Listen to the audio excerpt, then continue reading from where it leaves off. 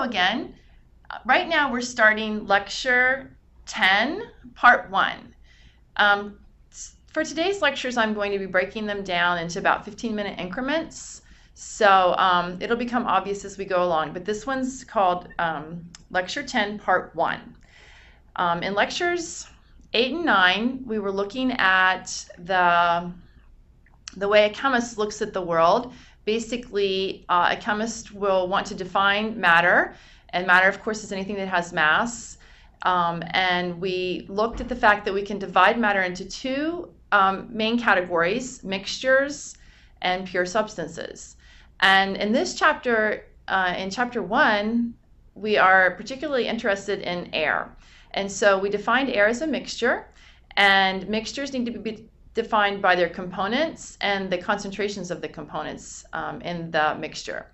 So we looked at the major components of air are nitrogen and oxygen, and then we started looking at some of the minor components. And we recognized that to understand, the mixture, you have to know what the components are, and the components are pure substances, either elements or compounds.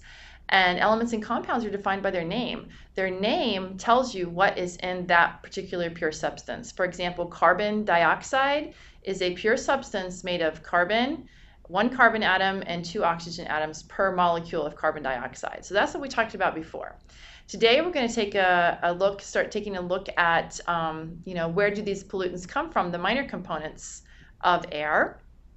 And so what you'll find is, we're going to turn now to the document camera.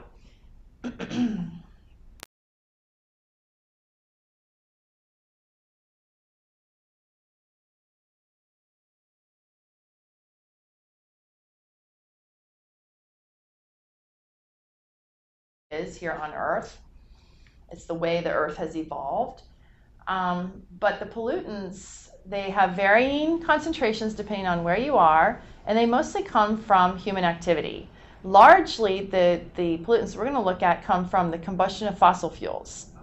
And so we combust fossil fuels in order to extract the stored chemical energy for modern life. So we're going to take a closer look at that today. All right, so first of all, you may ask yourself, let me tell you something. I need to tell you something before we move on. This is really important.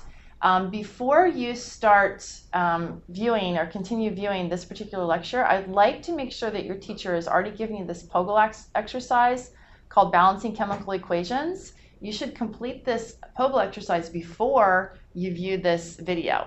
If you have not done it, just stop the video, do the exercise, and then you can return to the video. Okay? Alrighty.